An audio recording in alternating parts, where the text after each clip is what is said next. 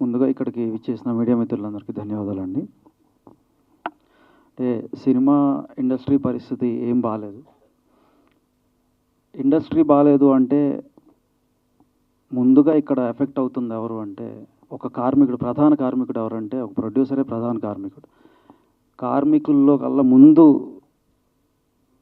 మాకేమన్నా కష్టం వచ్చిందంటే వాళ్ళు ఎవరన్నా వచ్చి మా దగ్గరికి ఇదిగో మాకు ఈ కష్టం వచ్చిందని చెప్పుకుంటున్నారు, కానీ మేము వెళ్ళి ఎవరికి చెప్పుకోవాలో మాకు అగమ్యగోచరంగా ఉన్న పరిస్థితులు ఏర్పడ్డాయి.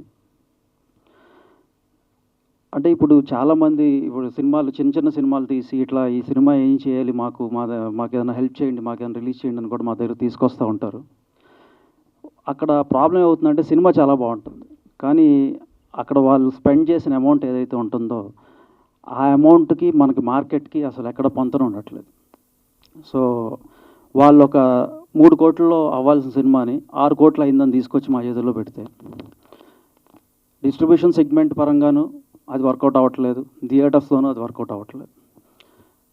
సో ఇది not just about producers also, అంటే ఇది ఒక క్యాస్కేడింగ్ ఎఫెక్ట్ లాగా అందరికీ ఎఫెక్ట్ అవుతున్న పరిస్థితి వాళ్ళ ఏర్పడింది. ఇవాళ 1 కోటి రూపాయలు 2 కోట్లు అవ్వాల్సిన సినిమాలు 7, 8 కోట్లు, 12 కోట్లు, 14 కోట్లకి వెళ్ళిపోతుందంటే ఆగట్లేదంటే మనం అర్థం చేసుకోవాల్సింది ప్రధానంగా ముందు మనం ఇలాంటి కాస్ట్ కంట్రోల్ చేసుకుంటూ వెళ్తేనే మనం ముందుకెళ్ళే పరిస్థితి ఉంది. సో అంటే ప్రొడ్యూసర్ అనేవాడు ఒక తండ్రి లాంటి వాడు. ఒక తండ్రికి ఒక కష్టం వస్తే పిల్లలు నిలబడాల్సిన పరిస్థితి, కానీ ఇవాళ పిల్లలే అటువంటి పిల్లల స్థానంలో ఉన్న వాళ్ళందరూ కూడా మీరు పోయినా పర్లేదు మేము మాత్రమే ఇక్కడ ఉండాలి అనే పరిస్థితి తీసుకొస్తే అది ఏమాత్రం సమంజసం కాదు.